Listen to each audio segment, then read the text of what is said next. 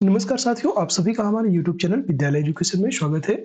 साथियों, आज हम पढ़ेंगे आरआरसी ग्रुप डी 2022 में पूछे गए प्रश्नों का संग्रह। जितने भी ग्रुप डी में पूछे गए प्रश्न थे, वह आपके यहाँ पे कंप्लीट करवाए जाएंगे और इसमें आपके जीके जीएस और आपके पूरा सब्जेक्ट के क्वेश्चन, स्टैटिक जीके क्वेश्चन और साइंस के क्वेश्चन, सभी क्वेश्चन को यहाँ पे डाला गया है और ये आपके स्पीडी की बुक से करवाया जा रहा है। तो स्पीडी की बुक से आप इसे कंप्लीट कर सकते हैं हमारे साथ। जितने भी आरआरसी ग्रुप डी 2022 से पूछे गए प्रश्न हैं। चलिए शुरू करते हैं आज की इस क्लास को और इसमें आपको कहीं से भी कोई भी डाउट होता है तो आप हमसे इसे जो है कमेंट बॉक्स में कमेंट करके पूछ सकते हैं, ठीक है? और कोई भी क्वेश्चन है तो उसका आंसर ज़रूर दीजिएगा। अगर कोई भी क्वेश्चन आपसे पूछा जाता है तो उसका आंसर आप सभी लोग ज़रूर दीजिएगा, ठीक है? चलिए शुरू करते हैं आज की इस क्लास को। आज की क्लास का पहला प्रश्न है, पेरियार नदी किस राज्य में बहती है? पेरियार नदी की बात करेंगे तो यह केरल राज्य में बहती है, पेरियार नदी। अगला प्रश्न है, पर्यावरण को स्वच्छ रखने प्रदूषण संकेतक के लिए कौन जिम्मेदार है? प्रदूषण के संकेतक के रूप में लाइकेन होते हैं और लाइकेन को प्रदूषण का संकेतक कहा जाता है और यह पर्यावरण को स्वच्छ रखने में मददगार होते हैं। एड्स का फुल फॉर्म क्या है? एड्स एड्स का फुल फॉर्म क्या है? ये आपका ग्रुप डी में पूछा गया था और इसका फुल फॉर्म होता है इम्यूने एक्वायर्ड इम्यूनो डिफिशियंसी सिंड्रोम। यह आपका एड्स का फुल फॉर्म होता है। और एड्स की बात करेंगे तो यह एड्स जो है एक संक्रामक बीमारी तो नहीं है, लेकिन यह एक बहुत ही हार्मफुल बीमारी है। एड्स अगर किसी को हो जाता है तो फिर उसका जो शरीर होता है, शरीर का रक्त, मतलब अगर वहाँ पे कोई भी कट लग गया, कुछ घाव हो गया तो फिर उसका जो ब्लड है वो बंद नहीं होता है। ये इसका मेन कारण है। अगला प्रश्न है, एड्स के लिए कौन-सा परीक्षण किया जाता है? तो ये भी आपसे क्वेश्चन पूछा गया है और एड्स के लिए एलिसा परीक्षण करवाया जाता है। जैन शब्द जीन शब्द से निकला है और जिसका अर्थ होता है, तो जैन शब्द का जीन का जो अर्थ होता है इसे कहते हैं विजेता। जीन शब्द का अर्थ होता है विजेता। अगला प्रश्न है, किस प्रक्रिया द्वारा सतह का पानी, वर्षा का पानी और बर्फ का पिघलना जमीन में रिस जाता है? इसे क्या कहते हैं? यह इनफिल्ट्रेशन कहलाता है, याद रखिएगा। इसी को कहते हैं इनफिल्ट्रेशन। अगला प्रश्न है, राजीव गांधी खेल रत्न पुरस्कार को कब मेजर ध्यानचंद्र खेल रत्न पुरस्कार कर दिया गया? यह 6 अगस्त 2021 को राजीव गांधी खेल रत्न पुरस्कार को मेजर ध्यानचंद्र खेल रत्न पुरस्कार कर दिया गया। खेल दिवस कब मनाया जाता है? खेल दिवस, अगर आपसे क्वेश्चन पूछ लिया जाए कि खेल दिवस कब मनाया जाता है, तो यह 29 अगस्त को मनाया जाता है। 29 अगस्त को खेल दिवस के रूप में मनाते हैं। अगला प्रश्न है, प्रथम पंचवर्षीय योजना के समय योजना आयोग के अध्यक्ष कौन थे? तो इस समय जो है योजना आयोग के अध्यक्ष थे जवाहरलाल नेहरू, ठीक है? अगला प्रश्न है, आवर्त सारणी में लिथियम से फ्लोरीन की तरफ जाने पर प्रभावी नाभिकीय आवेश क्या होता है? तो इसमें और प्रभावी जो नाभिकीय आवेश है यह है आपका बढ़ता है, याद रखिएगा। प्रभावी नाभिकीय आवेश जो बढ़ेगा और परमाणु त्रिज्या में कमी आती है, घटती है, तो याद रखेंगे पहले बढ़ेगा, आवेश बढ़ेगा और त्रिज्या घटेगी। अगला प्रश्न है, पंचायत सबसे पहले किस राज्य में लागू हुआ? किस राज्य में सबसे पहले लागू होता है? यह राजस्थान के नागौर जिले में सबसे पहले लागू हुआ और दूसरे जो है आंध्र प्रदेश में लागू होता है, ठीक है? अगला प्रश्न है, 1930 में नमक कर से संबंधित आंदोलन कौन सा है? तो नमक कर से संबंधित आंदोलन था दांडी मार्च। दांडी मार्च नमक कर से संबंधित आंदोलन था। अगला प्रश्न है, न्यूलैंड के अष्टक में प्रथम और अंतिम तत्व कौन सा था? तो न्यूलैंड का जो अष्टक नियम था उसमें प्रथम हाइड्रोजन था और अंतिम की बात करेंगे तो यह थोरियम था। अंतिम और इसमें थोरियम था। अगला प्रश्न है, चलो लोकू त्योहार किस राज्य में मनाया जाता है? तो यह अरुणाचल प्रदेश में मनाया जाता है चलो लोकू त्योहार। अगला प्रश्न है, उष्ण कटिबंधीय सदाबहार वन किस राज्य में पाए जाते हैं? यह आपके केरल राज्य में पाए जाते हैं उष्ण कटिबंधीय सदाबहार वन। अगला प्रश्न है, फ्यूज तार पतला और लंबा क्यों बनाया जाता है? तो फ्यूज तार की बात करेंगे तो यह पतले तारों में उच्च प्रतिरोधकता और कम गलनांक होता है। नेक्स्ट क्वेश्चन है, कशेरुकियों के लीवर में एसीआर क्या महत्वपूर्ण भूमिका निभाता है? यह विष और औषधियों का मिश्रण करता है, एसीआर, ठीक है? नेक्स्ट क्वेश्चन है, ओम का नियम क्या है? ये देखिए इतने सरल सरल क्वेश्चन भी पूछे गए हैं और टफ भी क्वेश्चन पूछे गए हैं, मॉडरेट क्वेश्चन भी पूछे गए हैं। तो यहाँ से आपका कंप्लीट हो जाएगा। V बराबर आई आर। अगर आप आरआरबी, एनटीपीसी और ग्रुप डी किसी की भी तैयारी कर रहे हैं तो ये क्लास आपके लिए बहुत ही इंपॉर्टेंट है। V बराबर आई आर होता है, कहीं कहीं पे आपका R बराबर V अपान आई भी लिखा मिलेगा, तो आपको भूलना नहीं है, याद रखना है। ओम का नियम होता है R बराबर V अपॉन I या V बराबर IR। V यहाँ पे क्या है? वोल्ट है, I धारा है, एम्पियर, ठीक है? I यहाँ पे क्या है? धारा है और R प्रतिरोध है। अगला प्रश्न है, व्हाइट और ब्लैक फोटोग्राफी में कौन सा विलयन का उपयोग किया जाता है? तो व्हाइट और ब्लैक फोटोग्राफी में सिल्वर ब्रोमाइड का प्रयोग करते हैं। अगला प्रश्न है, बाल साहित्यकार पुरस्कार 2021 कितनी भाषाओं में दिया गया? यह 22 भाषाओं में दिया गया है 2021 में, याद रखिएगा। 22 भाषाओं में यह पुरस्कार दिया गया। अगला प्रश्न है, किसी वस्तु का प्रतिबिंब रेटिना पर नेत्र लेंस द्वारा प्रकाश की किरणों के अपवर्तन के कारण बनता है, याद रखिएगा। कैसे बनता है? अपवर्तन के कारण रेटिना पर नेत्र लेंस के द्वारा प्रकाश किरणों के अपवर्तन के कारण प्रतिबिंब बनता है। अगला प्रश्न है, जब प्रकाश वक्रता केंद्र से होकर गुजरता है तो आपतन और परावर्तन किरण के मध्य कितने डिग्री का कोण होता है? 0 डिग्री का कोण होता है। अगला प्रश्न है, पर्दे पर जो प्रतिबिंब बनती है वह कैसी होती है? वह वास्तविक होती है, याद रखिएगा। पर्दे पर जो प्रतिबिंब बनती है उसे वास्तविक प्रतिबिंब कहते हैं।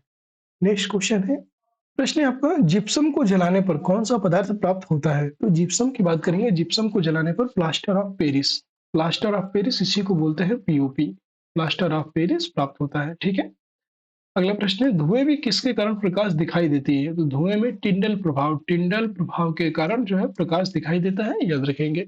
अगला प्रश्न है, एक अवतल दर्पण में वस्तु फोकस और वक्रता केंद्र के बीच रखा जाए तो उसका प्रतिबिंब कहाँ पर बनेगा? वक्रता केंद्र से दूर बनेगा और वास्तविक उल्टा और बड़ा बनता है, याद रखिएगा।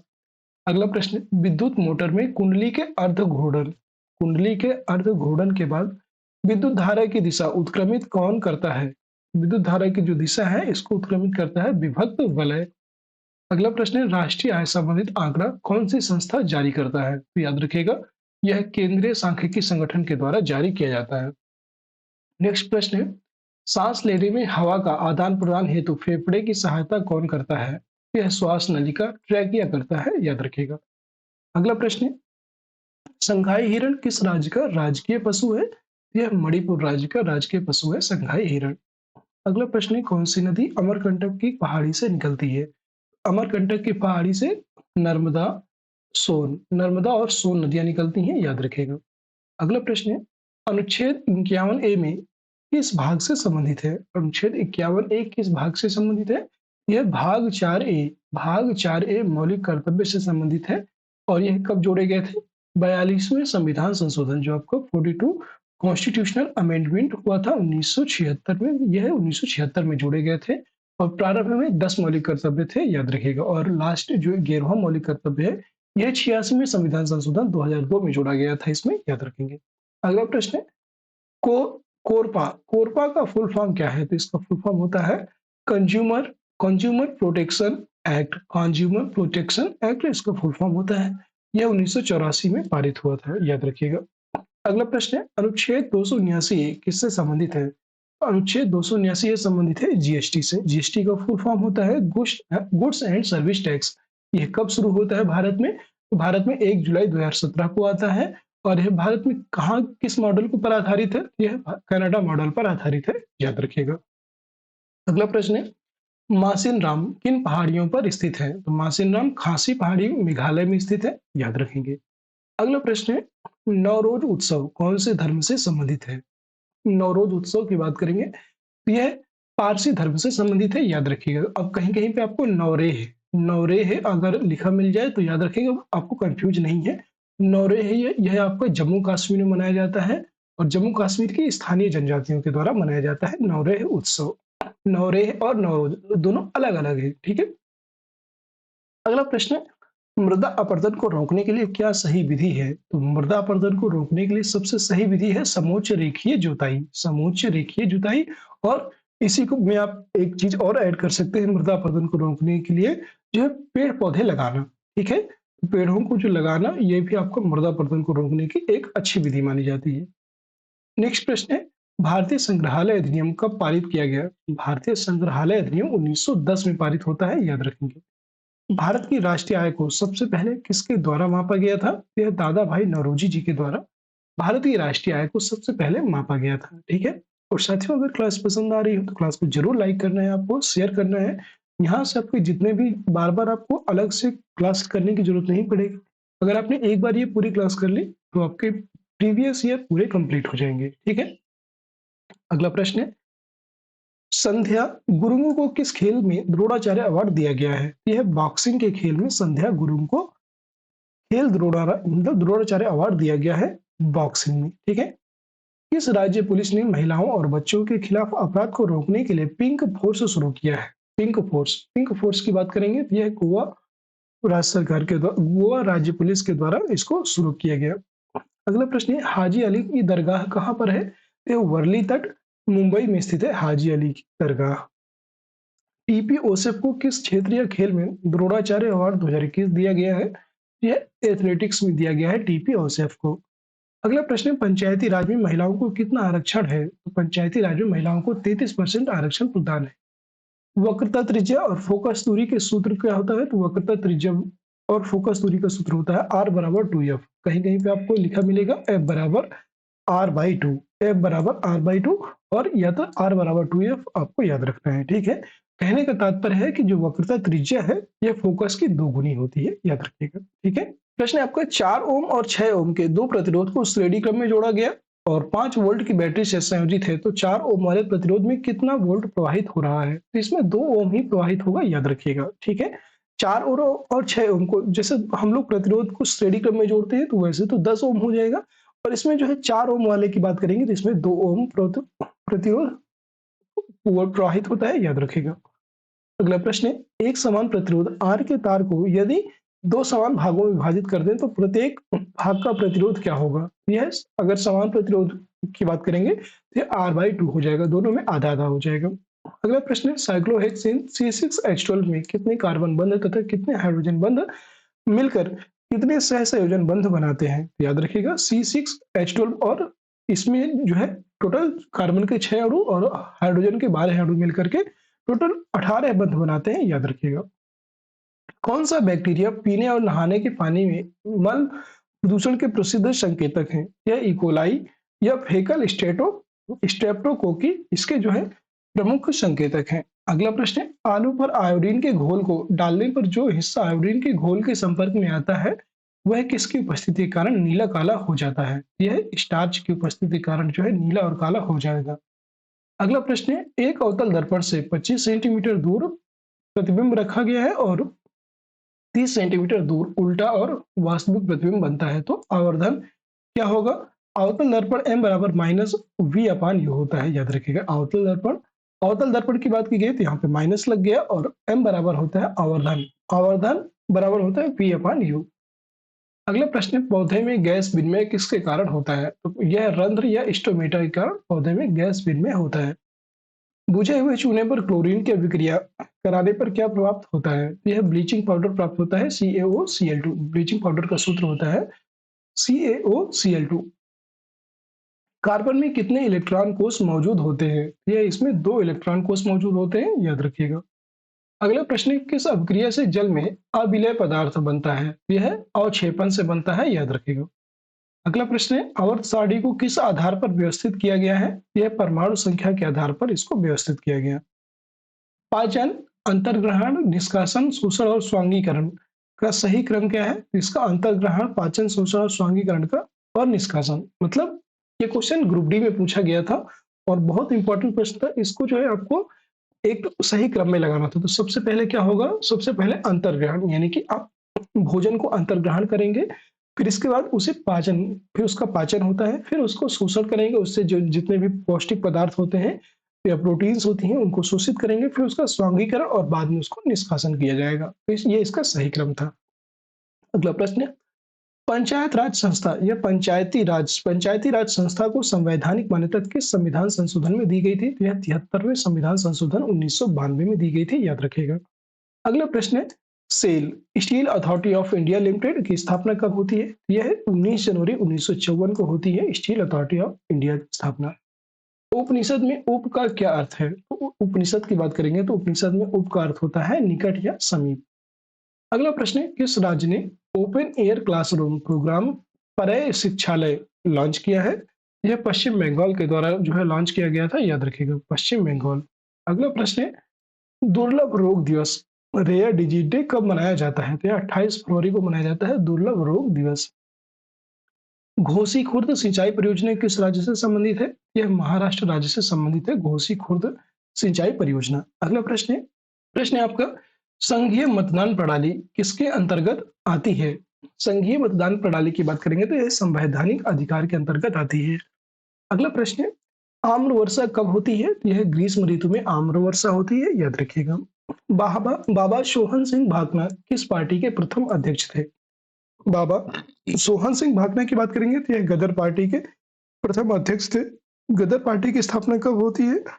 1913 में। 1913 में इसकी स्थापना होती है सैन फ्रांसिस्को में, याद रखिएगा। और इसी से और कौन जो जुड़े हुए थे? लाला हरदयाल। अगला प्रश्न है, भारतीय संविधान कब लागू हुआ? यह 26 जनवरी 1950 को भारतीय संविधान लागू हुआ था। और भारतीय संविधान को कब किया गया था? तो वह हो जाएगा आपका 26 नवंबर 1949। दोनों डेट आपको याद रखना है, ठीक है, कंफ्यूज नहीं होना। अगला प्रश्न है, रासायनिक अभिक्रिया को संतुलित क्यों किया जाता है? यह द्रव्यमान संरक्षण के लिए रासायनिक अभिक्रिया को संतुलित किया जाता है, याद रखिएगा। विद्युत ऊर्जा की व्यावसायिक इकाई क्या है? इसकी विद्युत ऊर्जा की व्यावसायिक इकाई होती है किलोवाट आवर। किलोवाट आवर इसकी व्यावसायिक इकाई होती है। कौन सा जानवर का लिंग आनुवंशिक रूप से निर्धारित नहीं होता? तो यह आपका घोंघा। घोंघा यानी कि घेंघा जो होता है, ये इसका लिंग आनुवंशिक रूप से निर्धारित नहीं किया जा सकता। अगला प्रश्न है, फ्लेमिंग के दाएं हाथ के नियम का उपयोग किसकी दिशा ज्ञात करने में किया जाता है? तो फ्लेमिंग का जो दाएं हाथ का नियम है, इसमें जो है किसी चालक में प्रेरित धारा की दिशा को ज्ञात करने के लिए किया जाता है। अगला प्रश्न है, ब्लीचिंग पाउडर। ब्लीचिंग पाउडर का उपयोग किस में किया जाता है? यह कपड़ा उद्योग में विरंजक एजेंट के रूप में, उद्योग में ऑक्सीकारक के रूप में और पानी को कीटाणु रहित बनाने के लिए ब्लीचिंग पाउडर का उपयोग किया जाता है। अगला प्रश्न है, कौन सा गर्भ निरोधक गर्भाशय के भीतर शुक्राणुओं के फैगोसाइटोस यानी कि बढ़ाता है, फैगोसाइटिस को बढ़ाता है, ये बताना है। ये हो जाएगा आईयूडी, इसे बोलते हैं आईयूडी, याद रखिएगा। Intrauterine devices. अगला प्रश्न है, नेफ्रॉन में कौन से पदार्थ पुनः अवशोषित होते हैं? नेफ्रॉन, तो नेफ्रॉन में कौन कौन से पदार्थ पुनः अवशोषित किए जाते हैं? Glucose, amino acid, sodium chloride और आवश्यक लवण, ये सभी जो है नेफ्रॉन में पुनः अवशोषित होते हैं। अगला प्रश्न है, कौन सी कोशिका अपना आकार बदल सकती है? तो वो है आपके डब्ल्यूबीसी। डब्ल्यूबीसी जो कोशिका है, यह अपना आकार बदल सकती है और इसका फुल फॉर्म होता है वाइट ब्लड कार्पसेल्स, श्वेत रक्त कणिका। इसी को बोलते हैं श्वेत रक्त कणिकाएं। और यह रोगों से श्वेत रक्त कणिकाएं यह आपके रोगों से लड़ने में मदद करती हैं। अगला प्रश्न है, तापीय प्रतिरोध किस पर निर्भर करता है? तापीय प्रतिरोध की बात करेंगे, यह किस पर निर्भर करता है? चालक पदार्थ की प्रकृति और चालक के ताप पर निर्भर करता है तापीय प्रतिरोध। प्रश्न है आपका, गार्ड सेल में कौन सी प्रक्रिया होती है? यह रंध्र को खोलकर और बंद करके वाष्पोत्सर्जन की दर को नियंत्रित करते हैं, यह आपकी गार्ड सेल कहलाती है। अगर किसी दर्पण की अविलंब पर आपतित होती है, यानी कि अगर किरण दर्पण के अविलंब पर आपतित होती है, तो परावर्तन कोण का मान क्या होगा? 0 डिग्री। प्रश्न है आपका, समुद्र पानी का रंग किस प्रकाशीय घटना के कारण नीला दिखाई देता है? यहाँ पे याद रखिएगा, नीला दिखाई देता है, यह प्रकीर्णन के कारण जो है ये नीला दिखाई देता है। अगला प्रश्न है, किसके प्रयासों से 1829 में सती प्रथा का अंत किया गया था? लॉर्ड विलियम बेंटिक के प्रयासों से 1829 में सती प्रथा का अंत किया गया। अगला प्रश्न है, 8वीं अनुसूची में कितनी भाषाएं हैं? इसमें टोटल 22 भाषाएं हैं, ठीक है। मैंग्रोव वन भारत में कहाँ पाया जाता है? यह पश्चिम बंगाल में मैंग्रोव वन पाए जाते हैं। अगला प्रश्न है, विश्व आर्थिक आउटलुक रिपोर्ट कौन प्रकाशित करता है? तो यह विश्व आर्थिक आउटलुक रिपोर्ट यह आईएमएफ, इंटरनेशनल मॉनेटरी फंड, अंतर्राष्ट्रीय मुद्रा कोष के द्वारा विश्व आर्थिक आउटलुक रिपोर्ट जारी की जाती है। अगला प्रश्न है, पंचायतों का गठन किस संविधान संशोधन के तहत हुआ? तो यह 73वें संविधान संशोधन द्वारा 73वें संविधान संशोधन और 24 अप्रैल 1993 को यह जो है इसका गठन किया गया है, याद रखिएगा। 73वें संविधान संशोधन के द्वारा 24 अप्रैल 1993 को पंचायत का गठन होता है।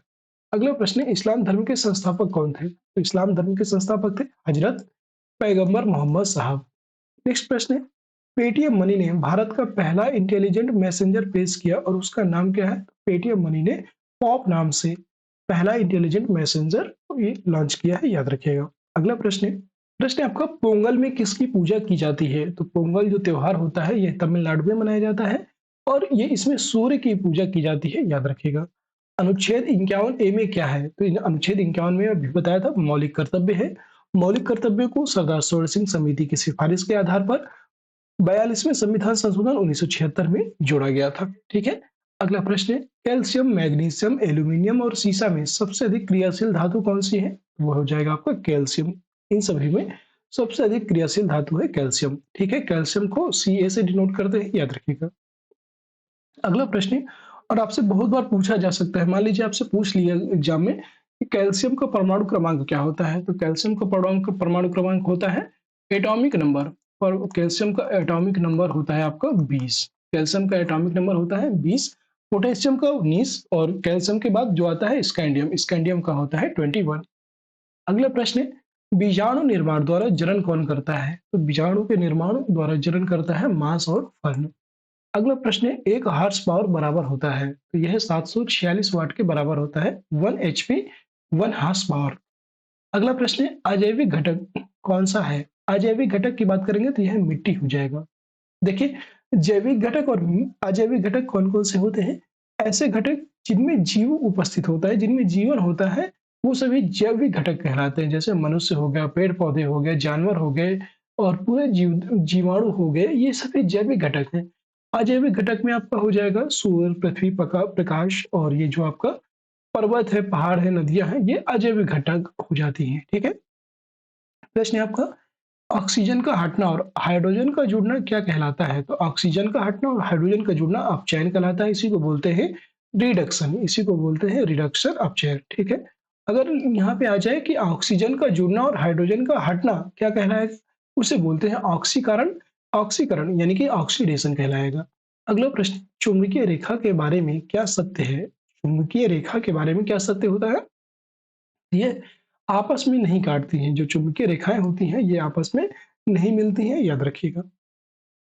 अगला प्रश्न है, अवतल लेंस द्वारा बना प्रतिबिंब कैसा होता है? अवतल लेंस द्वारा बना प्रतिबिंब हमेशा आभासी और सीधा होता है। प्रश्न है आपका, पौधे ऑक्सीजन कब उत्सर्जित करते हैं? यह दिन के समय प्रकाश संश्लेषण के द्वारा पौधे ऑक्सीजन उत्सर्जित करते हैं। अगला प्रश्न है, मुगलों का पहला नियोजित शहर कौन सा है? तो इनका पहला नियोजित शहर था फतेहपुर सीकरी, जो कि अकबर के द्वारा बसाया गया था। अगला प्रश्न है, प्राण और दैहिक स्वतंत्रता का संरक्षण किस अनुच्छेद में वर्णित है? यह अनुच्छेद 21 में प्राण और दैहिक स्वतंत्रता से संबंधित उल्लेख किया गया है, याद रखिएगा। तारे क्यों टिमटिमाते हैं? तो तारों की क्यों टिमटिमाते हैं, अगर आपसे क्वेश्चन पूछा गया है ग्रुप डी में, तो याद रखना है यह अपवर्तन के कारण टिमटिमाते हैं, याद रखिएगा। तारे क्यों टिमटिमाते हैं? अपवर्तन के कारण।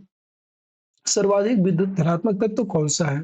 सर्वाधिक विद्युत धनात्मक तत्व क्या होता है, कौन सा है? यह है आपका सीजियम। सीजियम जो है सर्वाधिक विद्युत धनात्मक तत्व की श्रेणी में आता है, याद रखिएगा। और इसका फुल फॉर्म होता है सीजियम का CS होता है। और इसका जो परमाणु क्रमांक होता है ये आपका 55 होता है, 55 इसका परमाणु क्रमांक होता है। सीजियम का परमाणु क्रमांक 55 होता है, 55। अगला प्रश्न है, मेंडलीव की आवर्त सारणी किस पर आधारित है? तो मेंडलीव की जो आवर्त सारणी है यह परमाणु द्रव्यमान के बढ़ते क्रम के आधार पर आधारित है। ठीक है। एटॉमिक नंबर का जो इंक्रीजिंग ऑर्डर है इस पर आधारित है मेंडलीव की आवर्त सारणी। अगला प्रश्न है, अपशिष्ट प्रबंधन में R5 क्या है? अपशिष्ट प्रबंधन में R5 की बात करेंगे, सबसे पहले क्या हो जाएगा, refuse, reduce, reuse, repurpose and recycle. ये इसका जो है अपशिष्ट प्रबंधन में R5 का अर्थ होता है। प्रश्न है आपका, एशियाई से सर्वाधिक कहाँ पाए जाते हैं? तो यह है गिर वन, गुजरात में पाए जाते हैं, याद रखिएगा। और यह गिर वन कहाँ है? यह गिर वन आपके जो है गिर राष्ट्रीय पार्क जो है, गिर नेशनल पार्क आपका गुजरात में स्थित है और वहीं पर आपका ये गिर जो एशियाई शेर है वो ये पाए जाते हैं। अगला प्रश्न है, आय में परिवर्तन के कारण बचत में परिवर्तन के अनुपात को क्या कहते हैं? तो इसे कहते हैं सीमांत बचत प्रवृत्ति। साल, सागौन, शीशम किस वन के उदाहरण हैं? तो साल, सागौन और शीशम जो है यह उष्णकटिबंधीय आर्द्र पर्णपाती वन के उदाहरण होते हैं। अगला प्रश्न है, राजा राम मोहन राय ने किसकी स्थापना की थी? यह आत्मीय सभा की स्थापना 1814 ईस्वी में की थी, याद रखिएगा। और राजा राम मोहन के द्वारा ही ब्रह्म समाज की स्थापना की जाती है, याद रखिएगा। ब्रह्म समाज की भी स्थापना राजा राम मोहन राय के द्वारा ही की गई थी। प्रश्न है आपका, ब्लड प्रेशर के इलाज के लिए किस औषधि का उपयोग किया जाता है? तो यह अश्वगंधा का प्रयोग करते हैं ब्लड प्रेशर के इलाज के लिए। अगला प्रश्न है, calcium sulphate, calcium sulphate hemihydrate का साधारण नाम क्या है? तो इसका साधारण नाम होता है प्लास्टर ऑफ पेरिस। प्रश्न है आपका, दुनिया में खीरे का सबसे बड़ा निर्यातक देश कौन सा है? यह हो जाएगा भारत। भारत की बात करेंगे तो भारत दुनिया का सबसे बड़ा खीरे का उत्पादक देश है, सॉरी खीरे का निर्यातक देश है, याद रखिएगा। राजभाषा एक्ट कब लागू हुआ था? 1963 में। राजभाषा एक्ट जो है यह 1963 में लागू होता है। गैर बायोडिग्रेडेबल प्लास्टिक से क्या होता है? गैर बायोडिग्रेडेबल प्लास्टिक की बात करेंगे तो इससे क्या होता है? यह होता है प्रदूषण। यह प्रदूषण करता है, याद रखिएगा। अगला प्रश्न है, उत्तल लेंस के आवर्धन सूत्र क्या है? तो उत्तल लेंस का आवर्धन सूत्र होता है m बराबर v अपान यू, और अवतल लेंस की बात करेंगे तो अवतल लेंस में माइनस v अपान यू था, और उत्तल लेंस का आवर्धन सूत्र होता है m बराबर v अपान यू। इसमें फोकस दूरी धनात्मक होती है, इसमें फोकस दूरी धनात्मक होती है। तो उत्तल लेंस में, उत्तल लेंस सॉरी उत्तल दर्पण में जो है फोकस दूरी धनात्मक होती है, और उत्तल लेंस में, याद रखेंगे, उत्तल लेंस और उत्तल दर्पण में फोकस दूरी धनात्मक होती है। और किसमें ऋणात्मक होती है? जस्ट इसका अपोजिट, अवतल दर्पण या अवतल लेंस में दूरी ऋणात्मक हो जाती है। गोलीय दर्पण में किस किरणें लंबवत आपतित होती हैं जब वक्रता केंद्र से गुजरती हैं? जब ये वक्रता केंद्र से गुजरती हैं तो गोलीय दर्पण में किरणें लंबवत आपतित होती हैं। अगला प्रश्न है आपका, चालक तार में बल की दिशा किस नियम से ज्ञात की जाती है? तो चालक तार में बल की दिशा जो है फ्लेमिंग के बाएं हाथ के नियम से ज्ञात की जाती है, याद रखेंगे। चालक तार में बल की दिशा किस नियम से? तो फ्लेमिंग के बाएं हाथ के नियम से ज्ञात की जाती है। और अगर आप पूछ ले कि चालक तार में धारा की दिशा किस से नियम से ज्ञात की जाती है, तो फ्लेमिंग के दाएं हाथ के नियम से। दाएं हाथ के नियम से चालक की धारा को, और बाएं हाथ के नियम से जो है बल की दिशा को ज्ञात किया जाता है। अगला प्रश्न है, जब किसी चालक तार में धारा दाएं से बाएं प्रवाहित होती है और दाएं सिरे से देखने पर चुंबकीय क्षेत्र रेखा की दिशा क्या होगी? यह एंटी क्लॉकवाइज जिसकी रेखा की दिशा होती है। अगला प्रश्न है, अवतल दर्पण का आवर्धन -0.5 है तो प्रतिबिंब की प्रकृति क्या होगी? तो प्रतिबिंब की प्रकृति हमेशा क्या हो जाएगी? वस्तु से छोटा, वास्तविक और उल्टा। इसकी जो प्रकृति हो जाएगी वस्तु से छोटा होगा, वास्तविक और उल्टा होगा। C6H6 और C3H8 में क्या संबंध है? यह समजातीय है, याद रखिएगा। अगला प्रश्न है, वसा के पायसीकरण में क्या आवश्यक होता है? यह पित्त की आवश्यकता होती है वसा के पायसीकरण में। नेक्स्ट प्रश्न है, अगर पेड़ पौधे प्रकाश संश्लेषण की जगह शोषण ज्यादा करें तो क्या प्रभाव पड़ेगा? तो इसमें ऑक्सीजन की कमी हो जाएगी, याद रखिएगा। प्रश्न है आपका, सिडबी बैंक की स्थापना कब हुई? तो यह 2 अप्रैल 1990 में सिडबी बैंक की स्थापना होती है। नेक्स्ट प्रश्न है, पौधों में किस कार्बोहाइड्रेट के रूप में भोजन स्टोर रहता है? तो स्टार्च के रूप में भोजन इसमें स्टोर रहता है। अगला प्रश्न है, मैग्नीशियम रिबन को हवा की उपस्थिति में जलाया जाता है तो सफेद रंग का जो पाउडर बनता है उसका नाम क्या है? उसे बोलते हैं मैग्नीशियम ऑक्साइड, MgO बनता है, याद रखिएगा।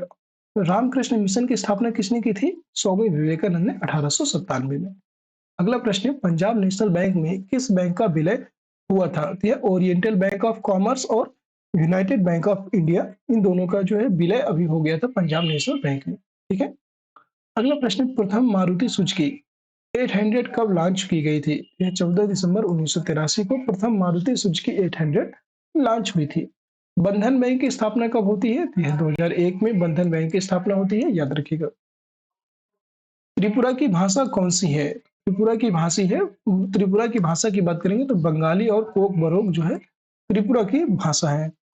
बांध पुनर्वास और सुधार परियोजना कब लागू की गई थी? यह अप्रैल 2021 में बांध पुनर्वास और सुधार परियोजना लागू होती है। भारत का क्षेत्रफल विश्व के क्षेत्रफल का कितना प्रतिशत है? तो 2.4% है भारत का क्षेत्रफल विश्व के क्षेत्रफल का। भारतीय संविधान में कितने भाग और अनुसूची हैं? इसमें 25 भाग, वर्तमान की बात करें तो 25 भाग और 12 अनुसूची हैं। ठीक है, कहीं कहीं पे आपको 22 ही लिखा रहेगा, लेकिन देखिए वर्तमान में अगर लिख लेता है, वर्तमान के परिप्रेक्ष्य से 25 भाग हो चुके हैं, लेकिन अभी भी 22 ही है अगर एग्जैक्ट देखा जाए तो। ठीक है। अगला प्रश्न है, भारत में प्रथम गणतंत्र दिवस कब मनाया गया? यह 26 जनवरी 1950 को मनाया जाता है। किस अनुच्छेद के तहत भारत के प्रधानमंत्री का कर्तव्य होगा कि संघ के मामलों के प्रशासन और कानून के प्रस्ताव से संबंधित मंत्रिपरिषद के सभी निर्णय को राष्ट्रपति को सूचित करें, तो यह अनुच्छेद 78 के तहत। अगला प्रश्न है, जीएसटी कब लागू हुआ? तो अभी आपको बताया भी था, जीएसटी 1 जुलाई 2017 को लागू होता है। 11वीं अनुसूची में कितने विषय हैं? इसमें टोटल 29 विषय हैं, याद रखिएगा। केंद्रीय भारतीय भाषा संस्थान कहाँ है? यह मैसूर में स्थित है, केंद्रीय भारतीय भाषा संस्थान। बौद्ध धर्म से संबंधित ग्रंथ कौन सा है? यह है त्रिपिटक। त्रिपिटक जो है बौद्ध धर्म से संबंधित ग्रंथ है। अगला प्रश्न है, राज्य प्रमुख को विधि संबंधित सलाह देने का कार्य कौन करता है? यह महाधिवक्ता करता है राज्य प्रमुख को, ठीक है। और जो महाधिवक्ता है, इसकी बात करें तो इसका पद का जो उल्लेख है ये किसमें, कौन से आर्टिकल में है? तो यह राज्य का जो महाधिवक्ता है यह आर्टिकल की बात करेंगे, यह आर्टिकल 165 में महाधिवक्ता का उल्लेख किया गया है, याद रखिएगा, यह आर्टिकल 165। और साथियों, आज की क्लास को हम यहीं पे समाप्त करते हैं और इसके जो आगे के क्वेश्चन हैं ग्रुप डी में पूछे गए, उसको जो है हम सेकंड पार्ट में कोशिश करेंगे कंप्लीट करने की। अगला पार्ट इसका आएगा, उसमें हम लोग उसको कंप्लीट करेंगे। कैसी लगी क्लास, कमेंट सेक्शन में जरूर बताइएगा। क्लास अगर पसंद आई है तो क्लास को लाइक कर दीजिएगा और जो भी आपके कमेंट हो बताइएगा, और सही गलत जो भी आपके क्वेश्चन कैसे लगे बताइएगा जरूर। लाइक कीजिएगा, शेयर जरूर कर दीजिएगा वीडियो को, और चैनल में नए हैं तो चैनल को सब्सक्राइब भी जरूर कर लीजिएगा, ठीक है। फिर मिलते हैं नेक्स्ट क्लास में, तब तक के लिए जय हिंद, जय भारत। आप सभी का दिन शुभ हो।